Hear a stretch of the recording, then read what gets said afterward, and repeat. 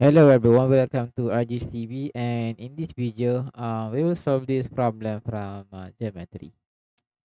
Okay, so find the area of a quadrilateral whose diagonal is 15 cm.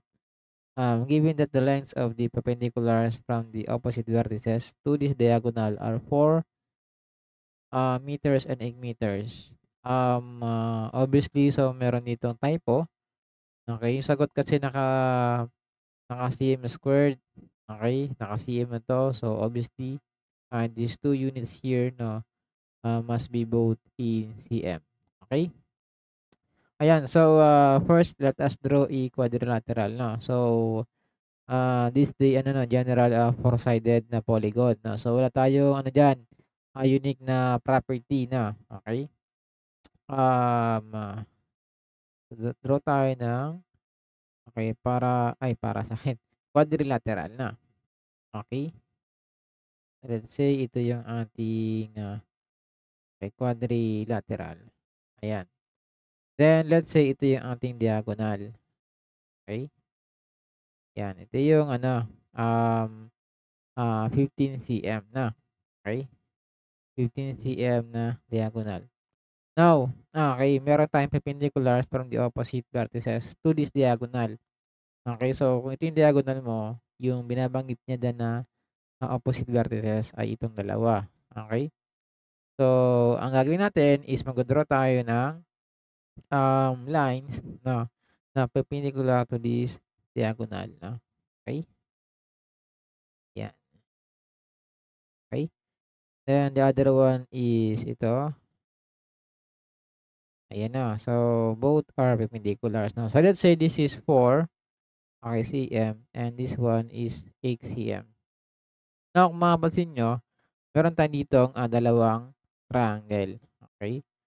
So if this is A, B, C, and D, so yung area ng parallelogram sa akin, nung quadrilateral ABCD, okay, is the same as the sum of the areas of two triangles now. So triangle um ABC and the other one is triangle CDA na. CDA. Okay. So as you can see, pag ang tingin mo si triangle ABC, yung base niya is itong diagonal na AC. Okay? Then yung height niya is yung 4 cm. Okay? So 'di ba pag meron tayong triangle na given yung kanyang height and then the base, the area of the triangle is just equal to the 1/2 base times height. No, so for triangle ABC, okay, 1/2, ang base natin is yung diagonal AC which is 15 cm long, okay, and then yung height na 4 cm. Okay? Okay, similarly for triangle CDA, yung ating magiging base is also the diagonal AC na. Okay, so 1/2 times 15. Okay, then yung ating magiging height is itong length ng perpendicular line na 8 cm. Okay?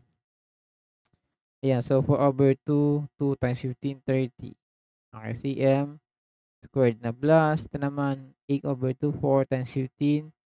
Okay, 60 cm squared. So therefore, yung area ng